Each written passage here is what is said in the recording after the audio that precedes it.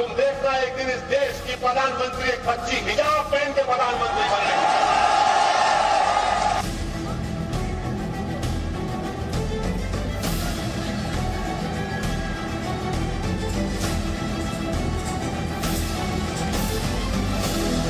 वो जहां एक तरफ मुस्लिम महिलाओं को लगातार पर्दे में रखना चाहते हैं, ये उनकी दकियानूसी, संकीर्ण और कट्टरपंथी सोच है।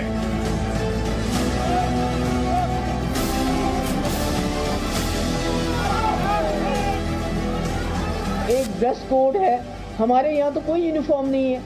अगर यूनिफॉर्म भी है तो दुपट्टा आप जिस तरह चाहो सर पे लपेट सकते हो। तो मैंने यही कहा ना, एक तो यूपी इलेक्शन के लिए हो रहा है।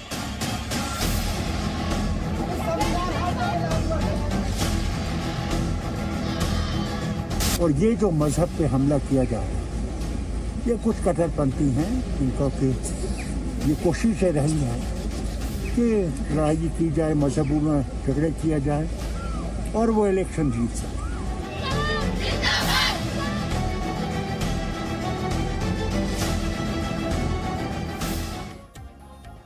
हिजाब को लेकर लगातार सियासत जारी है, लगातार बयानबाजी हो रही है। उडुपी से शुरू हुआ यह मामला अब पूरी तरह से राजनीतिक रंग ले चुका है। इसी के बीच पीडीपी अध्यक्ष महबूबा मुफ्ती ने इस मुद्दे को यूपी चुनाव से जोड़ दिया। महबूबा मुफ्ती ने कहा कि चुनाव के लिए हिजाब को लेकर विवाद किया जा रहा है।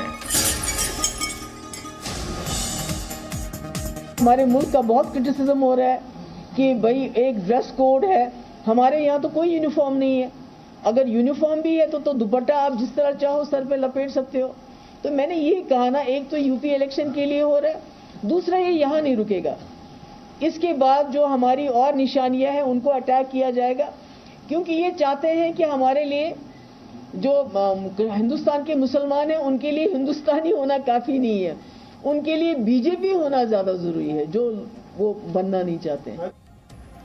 देश में हिजाब को लेकर जारी प्रदर्शनों के बीच एआईएमआईएम अध्यक्ष असदुद्दीन ओवैसी ने एक और बयान दिया है। ओवैसी ने कहा कि इंशाअल्लाह एक दिन एक हिजाबी प्रधानमंत्री बनेगी।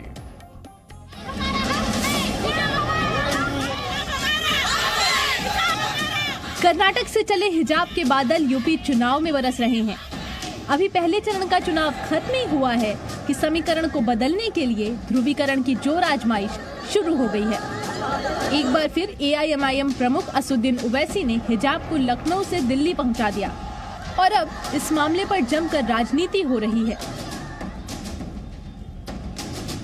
और हम अपनी बेटियों को इंशाअल्लाह ताला अगर वो ये फैसला करती है कि अब्बा अम्मी मैं हिजाब पहनूंगी, तो अब्बा अम्मी पहने बोलेंगे बेटा पहन, तुझे कौन रोकता, हम देखेंगे इंशाअल्लाह।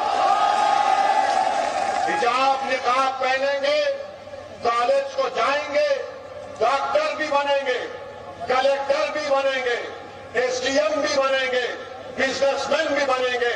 और एक दिन याद रखना तुम कांड की जनता, शायद मैं जिंदा नहीं रहूंगा, तुम देखना एक दिन इस देश की प्रधानमंत्री एक बच्ची हिजाब पहन के प्रधानमंत्री बनेगी।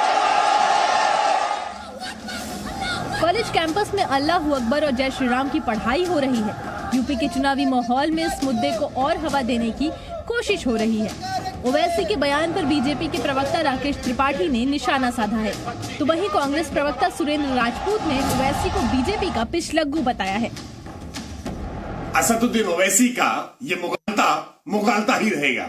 वो जहां एक तरफ मुस्लिम महिलाओं को लगातार पर्दे में रखना चाहते हैं, ये उनकी दकियानूसी, संकीर्ण और कट्टरपंथी सोच है। लेकिन अब मुस्लिम लड़कियां और महिलाएं आगे बढ़ रही हैं, स्वावलंबी हो रही हैं। नरेंद्र मोदी की सरकार ने आज 3 तलाक से उन्मूलन देने का काम किया है, हज पर बिना महरम के जाने की छूट देने का काम किया है।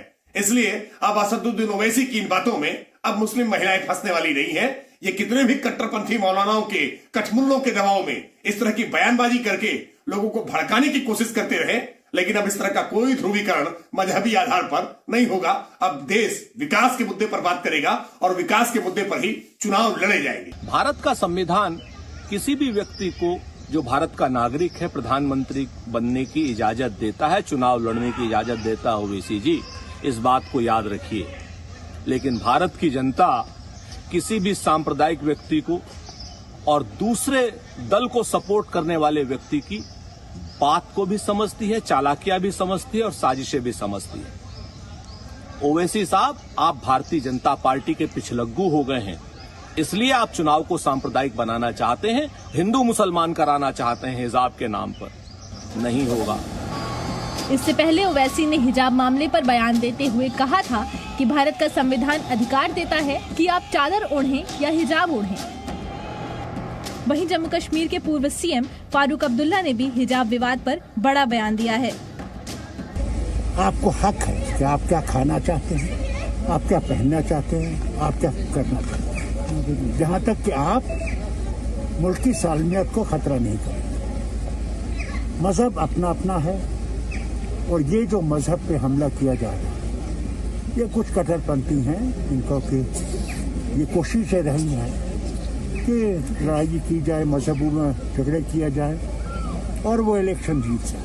तो यूपी इलेक्शन के लिए हो रहा है। दूसरा, ये यहाँ नहीं रुकेगा, इसके बाद जो हमारी और निशानियां हैं उनको अटैक किया जाएगा, क्योंकि ये चाहते हैं कि हमारे लिए जो हिंदुस्तान के मुसलमान हैं उनके लिए हिंदुस्तानी होना काफी नहीं है, उनके लिए बीजेपी होना ज्यादा जरूरी है, जो वो बनना नहीं चाहते। देश के अलग अलग हिस्सों में हिजाब को लेकर जारी प्रदर्शनों के बीच असदुद्दीन ओवैसी के इस नए बयान ने विवाद को और हवा दी है। ब्यूरो रिपोर्ट, जी मीडिया। हिजाब विवाद पर कर्नाटक के उडुपी से बीजेपी विधायक रघुपति भट्ट ने एनआईए जांच की मांग की है। उन्होंने कहा, हिजाब पर अंतर्राष्ट्रीय साजिश रची जा रही है, स्कूलों में ड्रेस कोड का पालन होना ही चाहिए। नहीं, मैंने रिक्वेस्ट किया है चीफ मिनिस्टर और होम मिनिस्टर से, ये पूरा इसका मामले को लिख के इसको एक हाई लेवल कमेटी का इन्वेस्टिगेशन करना जरूरी है, क्योंकि इसमें थोड़ा इंटरनेशनल कॉन्स्पिरेसी भी मेरे को लग रहा है, मेरा डाउट है, मेरा कंफर्मेशन नहीं है। तो इसकी वजह से इसके और भी डेंजर हो जा सकता है। ये हिजाब हो गया, दूसरा भी आने का चांसेस है इन लोग का एटीट्यूड और इसका ये देखा तो।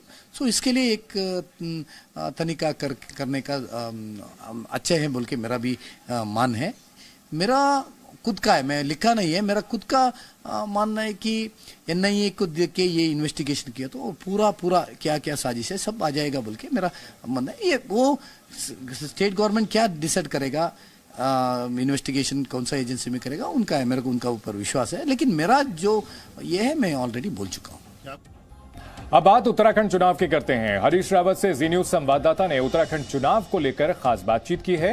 हरीश रावत ने राज्य के मुद्दों को लेकर खुलकर बातचीत की। हमारे साथ उत्तराखंड के पूर्व मुख्यमंत्री हरीश रावत जी हैं। सर, आपका बहुत बहुत स्वागत है। बहुत धन्यवाद। सबसे पहला सवाल, आपके इस राज्य में हम देख रहे हैं कि परिवर्तन, हमेशा सत्ता परिवर्तन यहाँ लगातार देखा गया है और इस बार तो बीजेपी ये कह रही है कि 60 के पार जो है वो मामला जाएगा। देखिए, लोकतंत्र में मैंने भाजपा से ज्यादा अहंकारी कोई नहीं देखा और लोकतंत्र और अहंकार का बड़ा बैर है। यहाँ घमंडी का सर नीचा। अब कैसे 60 या कोई संख्या प्रिडिक्ट कर सकते? पिछली बार भी उन्होंने प्रिडिक्ट की। ये तो यदि बिल्कुल रिटर्न स्क्रिप्ट हो तो उसी में कोई एग्जैक्ट कह सकता। पिछली बार उन्होंने कहा 57 और अब 60 कह रहे, तो यह तो आपको कोई ऐसी दैवी शक्ति है कि आप अभी से अंदाज लगा ले रहे हो मतदाता के मन में क्या है। लोग परिवर्तन चाह रहे हैं और भाजपा से तिक्त है। लोगों को लगता है कि इन्होंने 5 साल उत्तराखंड को ठगा है। इन्होंने अपने दम्भ से हमारे अरमानों को, हमारी भावनाओं को रौंदा है। तो इसलिए जनता घमंड का जवाब देती है, क्योंकि प्रजातंत्र और घमंड का बड़ा बैर है। जनता ठगा हुआ महसूस कर रही है मौजूदा सरकार से, लेकिन क्या आप अपनी ही पार्टी में कुछ लोगों से ठगा हुआ महसूस करते हैं? ऐसा नहीं है, ऐसा नहीं है। अलग राय हो सकती है और स्वार्थों का टकराहट भी कभी कभी हो सकती है, मैं नहीं कहता। लेकिन अनंतो गत्वा राजनीति में सब चीजें मैनेज करनी पड़ती हैं, देखना पड़ता है। विरोधाभासों को मैनेज करना ही जो है राजनीति है। पंजाब की अगर हम बात करें तो वहां भी आप कोच की भूमिका में हैं, वहां भी जो चीजें चल रही हैं उस पर भी आपकी पैनी नजर है, और जिस हिसाब से आप देख रहे हैं चन्नी साहब को सीएम चेहरा बनाया गया है, उस पर आपकी क्या प्रतिक्रिया है? बहुत अच्छा किया गया। देखिए चीफ मिनिस्टर हैं और वो भी दलित चीफ मिनिस्टर हैं, आप कैसे उनको सीएम चेहरा घोषित नहीं करेंगे? आपने अभी चॉइस बना करके उनको चीफ मिनिस्टर बनाया और सबकी राय से बनाया, और उसके बाद आप कुछ हिचकिचाहट दिखाएं तो इसका मतलब है कि आप अपनी ही चॉइस पर संदेह कर रहे हैं, और पार्टी को पूरी तरीके से बैक करना चाहिए। क्या नवजोत सिंह सिद्धू डिजर्व नहीं करते? नहीं, वो सवाल डिजर्व का नहीं है। आपने अपनी इलेक्टोरल आवश्यकता के अनुसार, और फिर राजनीति में कभी कभी नैरेटिव बदलने के लिए भी बहुत सारे फैसले लेने पड़ते हैं। हिजाब का जो विवाद है, आप इसको कैसे देखते हैं? क्योंकि जो छात्र हैं स्कूल कॉलेज जाने वाले, वो इस वक्त पढ़ाई के अलावा ऐसे मुद्दों पर बात कर रहे हैं जिन पर शायद उन्हें नहीं बात करना चाहिए था। नहीं समझता कि इस तरीके के मुद्दों पर देश में महत्व दिया जाना चाहिए, और जिस तरीके से कर्नाटक में घटनाक्रम हुआ, मुझे ये लगता है कि इट वॉज ऑल मैनेज्ड। किसने मैनेज किया? क्या लग रहा है आपको, किसने मैनेज किया था? जो लोग इसका बेनिफिट लेना चाहते हैं। कौन है वो लोग? आपके कर्नाटक से उत्तर भारत की राजनीति को प्रभावित करने की कोशिश की गई है। Presenting B News app, available on Google Play and App Store. Download it now.